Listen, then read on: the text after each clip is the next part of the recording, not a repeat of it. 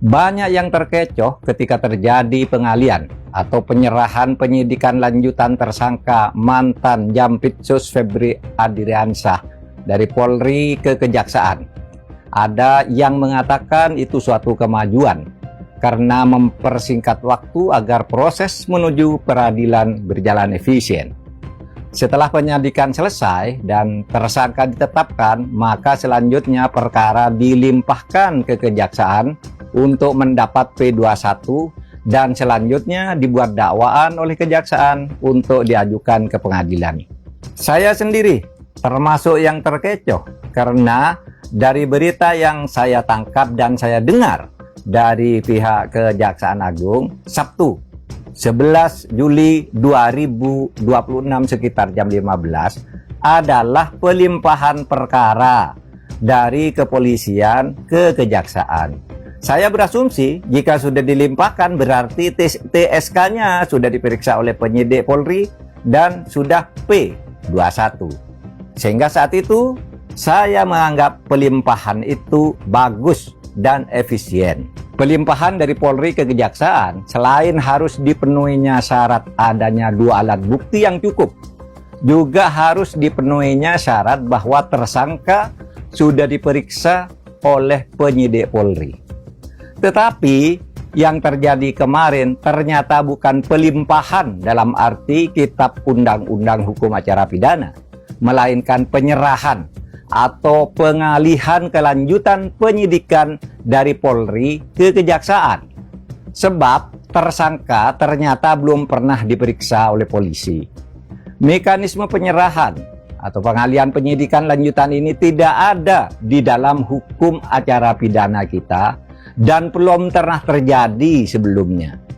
Tidak ada mekanisme pengalihan atau pemindahan tugas penyidikan dari polisi kepada kejaksaan atau dari kejaksaan ke kepolisian.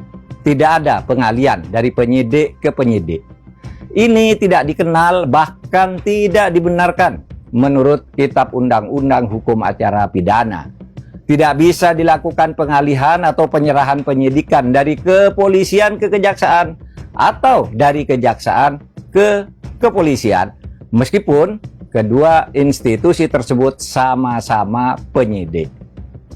Mengingat latar belakang penanganan kasus ini yang banyak ranjau politisnya, tidak salahlah jika ada yang mengatakan bahwa pengalian perkara mantan Jampitsus Febri Adriansyah ini adalah produk kompromi dari perang proksi, bukan jalan penegakan hukum yang konsisten.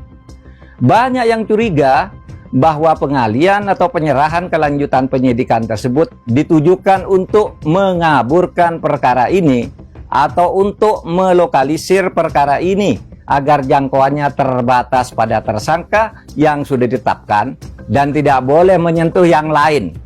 Bahkan bisa juga ini merupakan jalan untuk mencoba.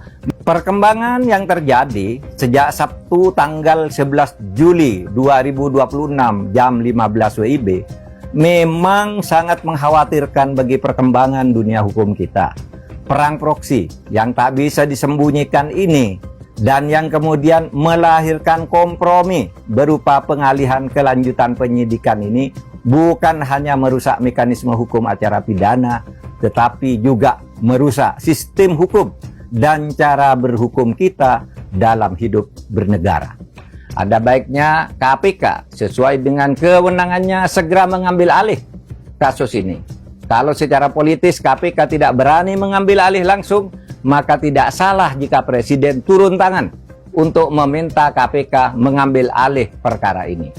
Saya pernah mengatakan, dan sekarang masih tetap saya pegang teguh, bahwa sebaiknya Presiden tidak banyak ikut campur tangan ke pengadilan melalui amnesti dan abolisi. Itu tetap prinsip bagi saya agar lembaga yudikatif independen. Tetapi kasus sangkaan korupsi dan tindak pidana pencucian uang atas Febri Adriansyah ini belum masuk ke pengadilan, belum masuk ke lembaga yudikatif.